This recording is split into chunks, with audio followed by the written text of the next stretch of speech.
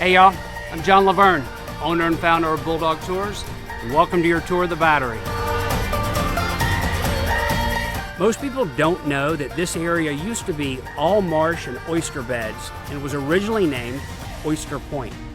It was renamed to White Point Gardens in 1837 after it was filled in and opened as a park.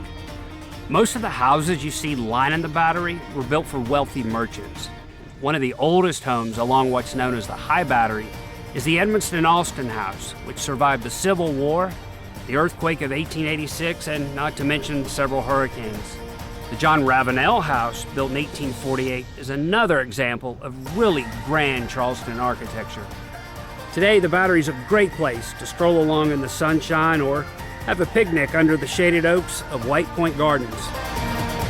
Thanks for following along on our history tour of the Battery. There's plenty more where that came from. We'll see y'all in Charleston on our next tour.